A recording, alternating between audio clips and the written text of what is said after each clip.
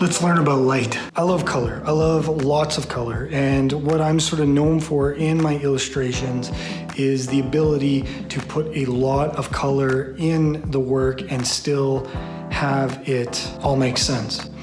And it's taken me a long time to get there. I used to struggle with color. And the reason is because nobody ever really showed me how to mix color. And most artists that I talked to, they always seemed to have natural ability with color, but they weren't able to explain what they were doing.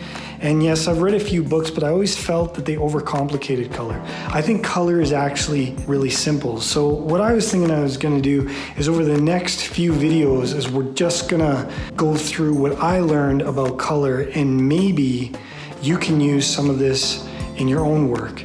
And truthfully, you could probably add to the conversation because color is a constant learning thing and nobody knows everything about it. It's something that was explained to me many years ago. It's the difference between RGB and CMYK, and I'm starting there because it's the true science of color that can't be argued with. It's not based on opinion, it's not based on choice.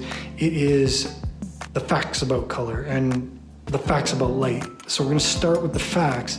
What we'll do is we'll go through what I did to learn color based on those facts, and hopefully you get something out of this.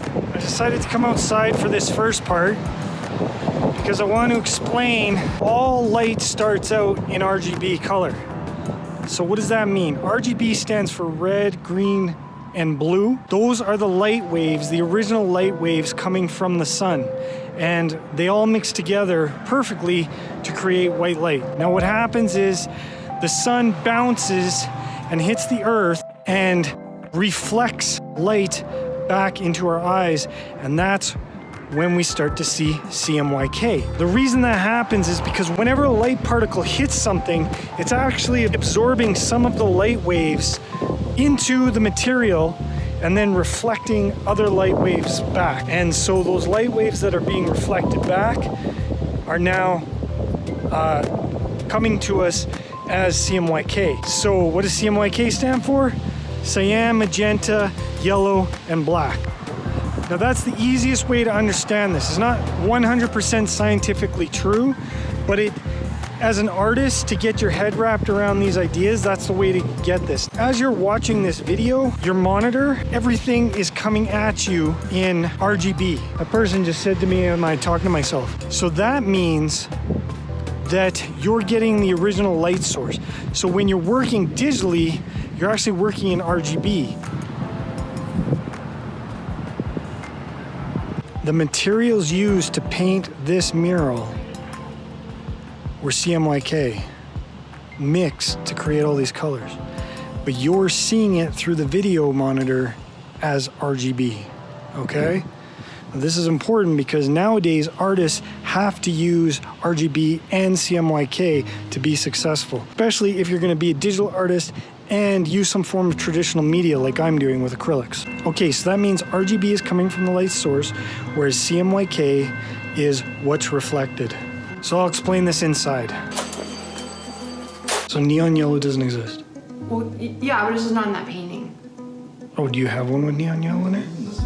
Yeah, I'm using neon yellow right now because this wasn't neon, and it stresses me out.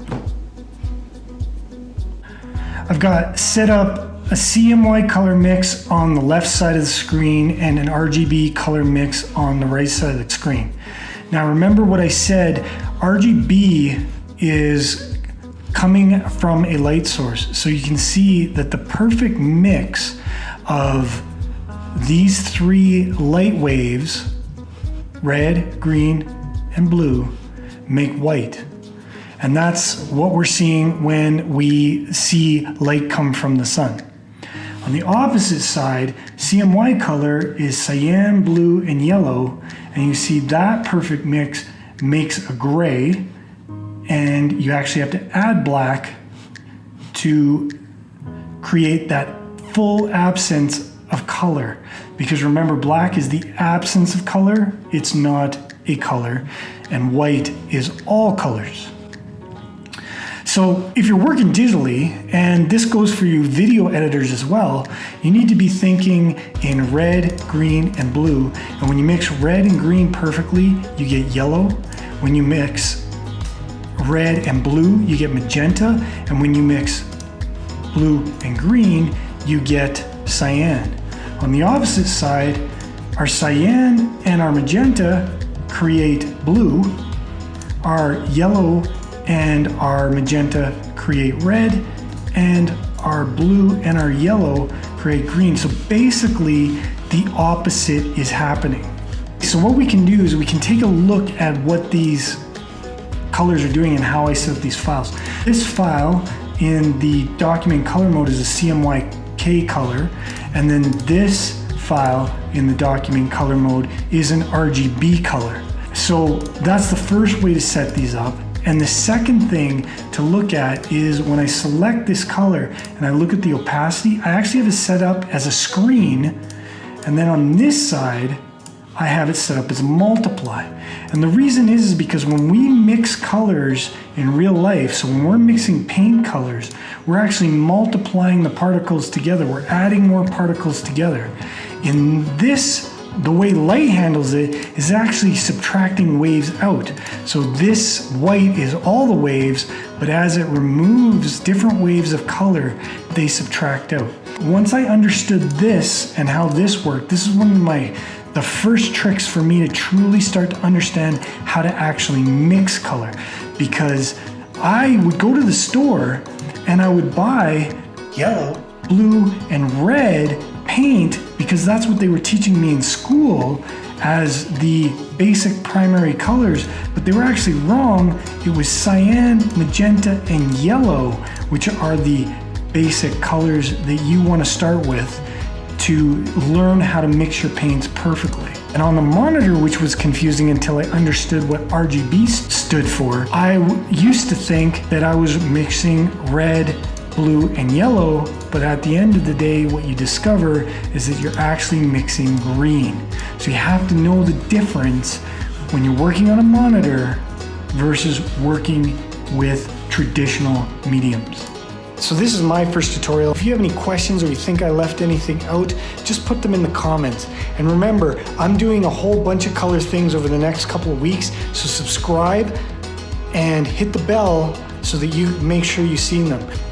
And remember, this is how I eventually learned to color. And it took many years of banging my head against the wall to truly understand what was going on. And my hope is that I'm passing on something that makes it a heck of a lot easier. So if anything was confusing in this, let me know, because I gotta clear it up.